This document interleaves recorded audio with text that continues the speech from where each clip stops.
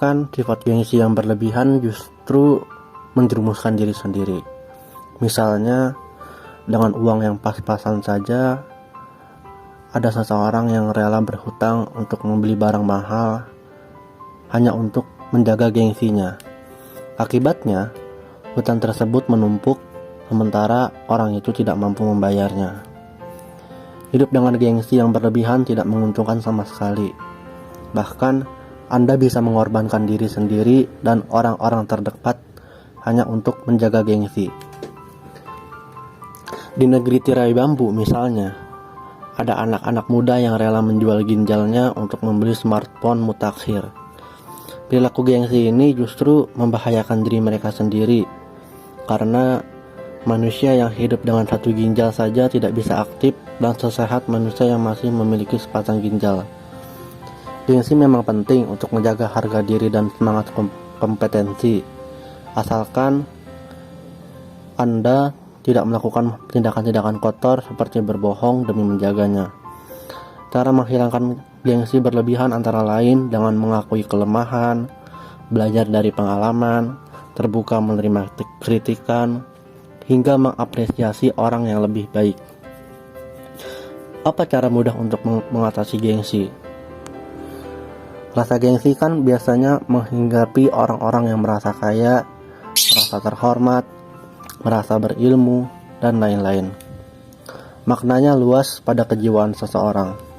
Misalnya, saya karena merasa orang kaya kan gengsi bergaul dengan orang miskin. Udah orang itu nggak punya uang, kuper, jelek, dan bau, ya kan? Pastinya saya akan bergaul dengan tara sosial yang sama, yaitu dengan sama-sama orang yang kaya. Jadi gengsi kan? Atau sebagai contoh yang lain, wah, saya sebagai seorang profesor malulah bergaul dengan orang awam yang pendidikannya paling juga SMA, kelas pekerja karyawan, atau tukang ojek, ya kan? Paling tidak saya bergabung dengan komunitas yang seprofesi lah. Atau misalnya lagi, wah, saya seorang pemuka agama, saya menghafal semua berbagai ajaran agama, dalil-dalil, dan lain-lain. Gengsi lah kalau harus terjun langsung ke pemukiman kumuh. Masa saya ceramah di pinggir kali, seumpama misalkan begitu. Atau misalkan ada orang yang beranggapan saya seorang artis, selebriti, saya terkenal, ngapain juga harus gaul sama orang kampung. Nah kan, gimana jadinya jika seperti itu?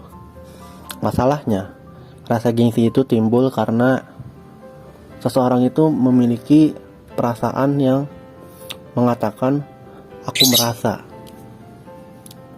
Sebuah perasaan ini gitu ya. Jadi harus dihilangkan dulu rasa tersebut di dalam hati Anda sendiri. Renungkan kehidupan ini. Lihat berapa banyak manusia yang sangat susah hanya untuk sekedar makanan sehari sekali saja. Lihat mereka yang tidur beralaskan bumi dan beratapan langit. Lihat di luar sana banyak orang kehilangan hidupnya karena peperangan. Mulailah liputi hati kita dengan kasih sayang. Lihat matahari tetap menyinari alam jagat raya ini tanpa berkeluh kesah walaupun dicaci maki oleh manusia. Lihatlah air, lalu bersedia memberikan sumber kehidupan bagi seluruh makhluk hidup di alam ini tanpa pernah berkeluh kesah walaupun dicaci maki oleh manusia. Lihatlah tanah yang kita injak setiap hari, tidak pernah mengeluh walaupun dicaci maki oleh manusia. Lihatlah udara yang telah berhembus untuk kelangsungan hidup seluruh alam jagat raya ini tanpa pernah berkeluh kesah walaupun dicaci maki oleh manusia. Lalu ada cara-cara hal-hal lain yang mungkin bisa kita ketahui terhadap gengsi ini, yaitu cara agar terhindar dari hal-hal yang termakan oleh gengsi orang lain. Yang pertama, seseorang harus mengingat bahwasanya dan mengetahui juga untuk pedulilah pada siapapun, tapi jangan percaya pada semuanya. Ibarat tikus mengelus jidat kodok, sebagai bukti pedulinya, tapi pada akhirnya ia akan menjadi mangsanya. Lalu yang kedua, hindari orang yang berkomunikasi satu arah dan tidak mendengarkan pendapatmu. Misalkan Anda sudah menjelaskan tentang apa itu gay, dan ada orang yang menganggap Anda tidak paham tentang gay dan bahaya serta kasus yang ia jelaskan. Jadinya ia bersuara sendiri, lalu Anda sudah jelaskan. Bagaimanapun Anda kesal dan fokus pada kata-kata sendiri. Jadi jika pendapat Anda tidak didengar, tetap harus fokus pada kata-kata Anda sendiri. Karena itulah yang menginginkan komunikasi dua arah. Lalu yang ketiga, mulailah hidup sederhana apa adanya. Mungkin prinsip itu sederhana, tapi sangat berguna sekali. Di sini ada suatu cerita gitu ya, mengenai seseorang gitu yang pernah menceritakan kepada saya bahwasanya dia dulu salah satu orang yang gengsian. Tapi saya kemudian dia mulai sabar dan sadar. Banyak sekali kerugian yang dengan ia bersikap gengsian seperti itu.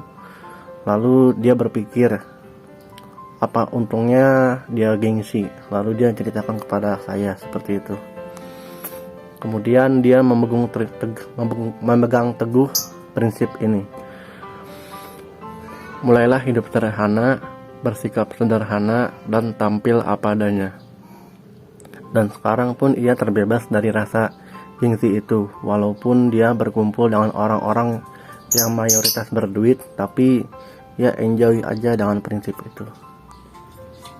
Seperti itulah penjelasan mengenai apa yang memang sudah menjadi poin-poin penting kita dalam kehidupan sehari-hari mengenai gengsi ini. Terkadang mungkin kita tidak bisa jauh dari yang namanya saran yang diberikan oleh orang lain.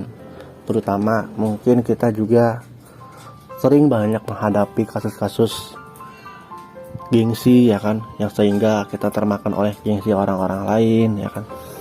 Terutama juga ketika seseorang kita bertemu dengan teman-teman kita, reunian dan lain-lain.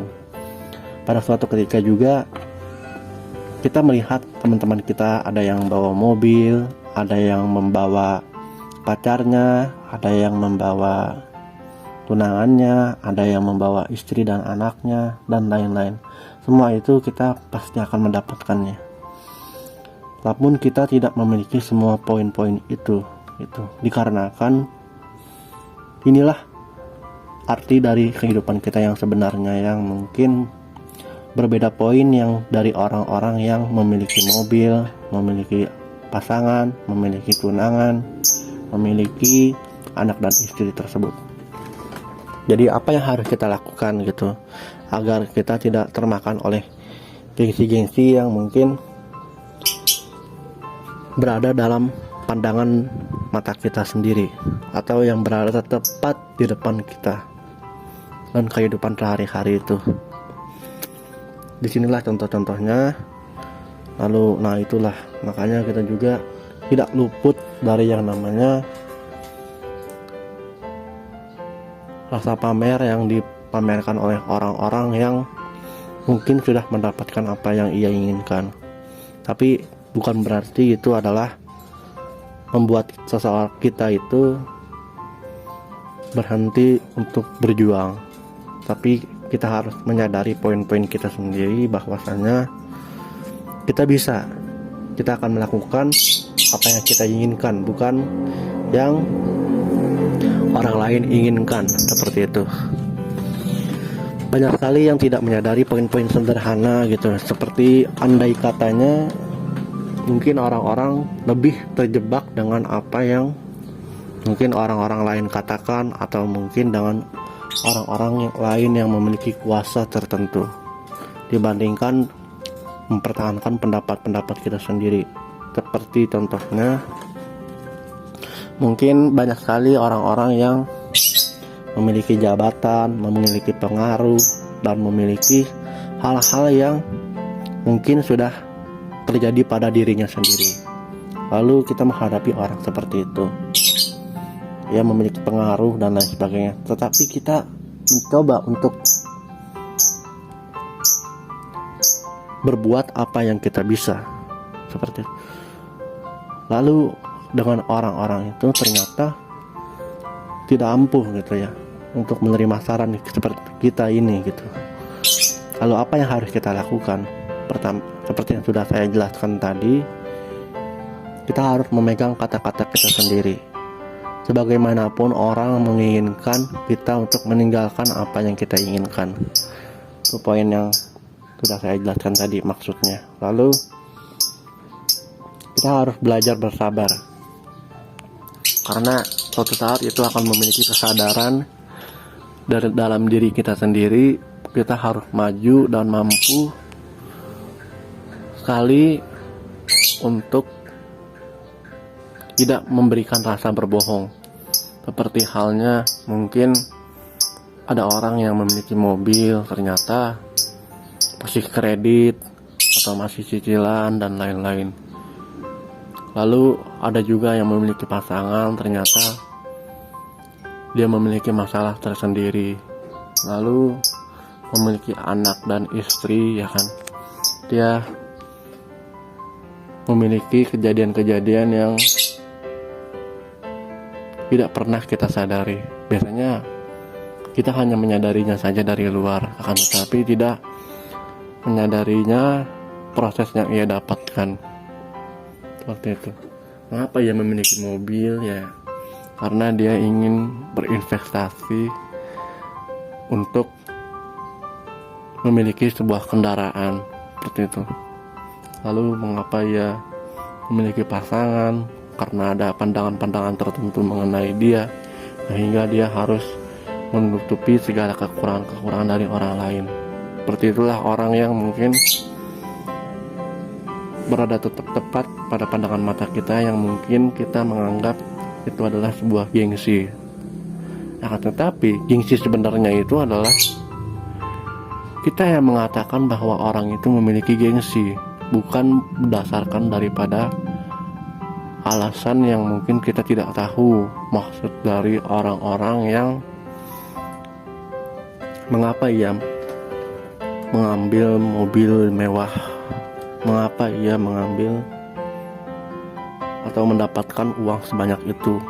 Mungkin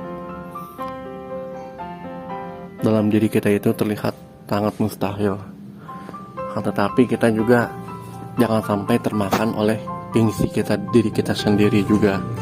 Apalagi kita juga mungkin banyak pandangan-pandangan yang tidak enak sih dari apa yang orang-orang katakan, tetapi setiap manusia itu memiliki proses yang tidak akan pernah dapat menghentikannya. Seperti itu.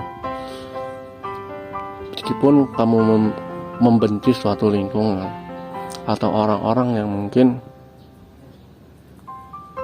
sudah banyak kamu bantu, akan tetapi ketika kamu memerlukan bantuan dari mereka, mereka tidak menginginkan bantuan darimu, maka tinggalkanlah dan dengarkanlah apa yang menjadi tujuanmu sebenarnya. Bukan berarti kita memutuskan silaturahmi dari orang-orang yang mungkin pernah kita bantu dan lain-lain. Itu memiliki pengertian yang berbeda dari masing-masing orang. Tetapi perlu diketahui juga bagi orang-orang itu bahwasanya diri seseorang itu memerlukan pengertian juga. Bukan hanya berarti pengertian itu dapat ditafsirkan dari pandangan satu arah saja. Kita memerlukan komunikasi yang dimana komunikasinya itu dua arah, bukan satu arah gitu. Kalau diibaratkan gitu, seperti itu. Mungkin cukup sekian dari saya. Terima kasih sudah mendengarkan dan menonton podcast saya. Terima kasih dan sampai jumpa. Salam Abnur Rahman 70.